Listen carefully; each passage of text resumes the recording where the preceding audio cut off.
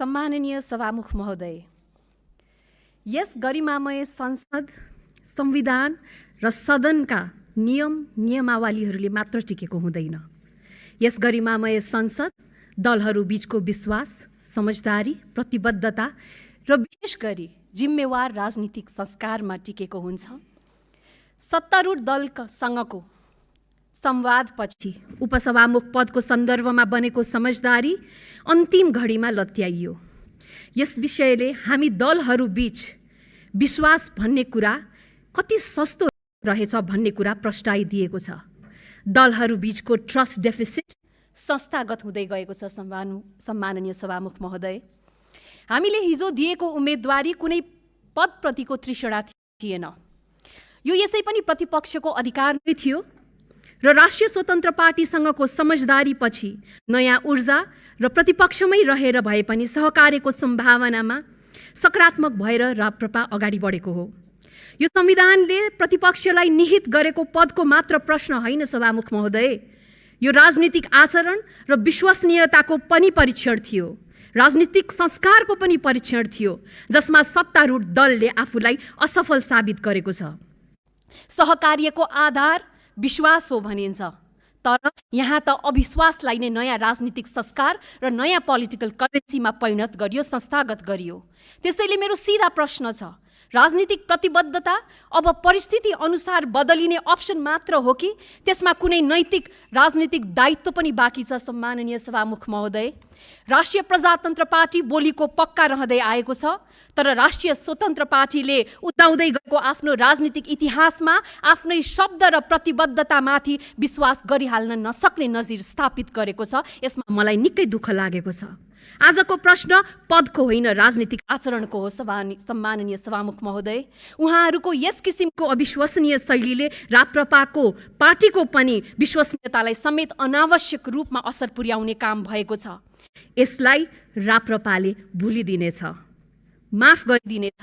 सम्माननीय सभामुख महोदय, तर यस्तो राजनीतिक संस्कार यो सदनमा कहिले पनि नदोहोरियोस्।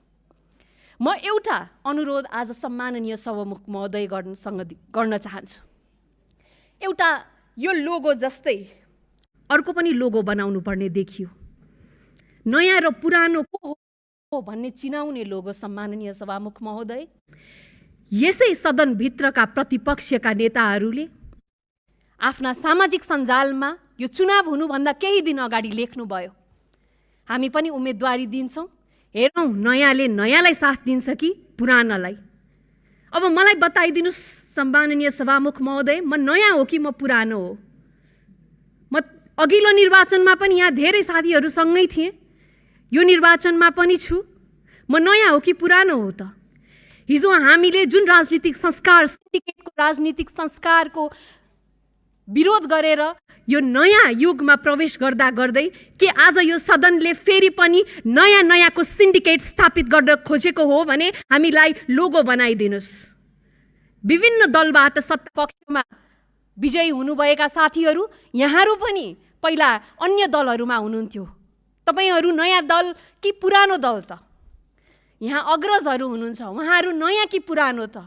नयाँ विचार हुनुपर्छ, नयाँ संस्कार हुनुपर्छ, त्यसलाई हामी स्थापित गरौँ र जुन सिन्डिकेटको राजनीति थियो त्यसलाई अन्त्य गरौँ। र म यहाँहरूलाई अन्त्यमा भन्न चाहन्छु, महिला मान्यज्यूहरूलाई, आज हाम्रो पार्टीबाट एकजना महिला उम्मेदवार हुँदै गर्दा र देशभरिका मिडियाहरूलाई पनि म प्रश्न गर्न चाहन्छु, के कसैको श्रीमती हुनु हाम्रो पहिचान हो?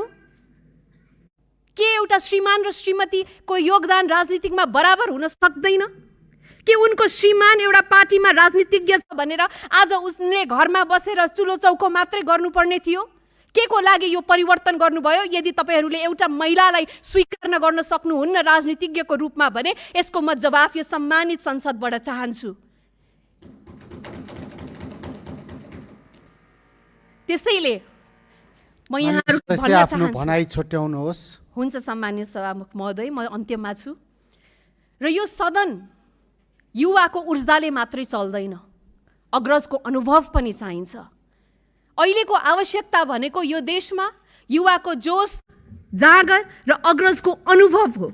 त्यसैले यो सदनमा हामी युवा युवा मात्रै भनेर पनि हुँदैन, अबको संस्कार भनेको यो देशमा इमान्दारको जगमा गर्ने राजनीतिक संस्कारको आवश्यकता छ।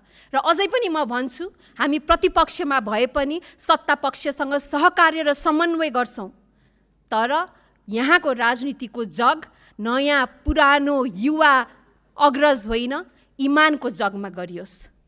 धन्यवाद।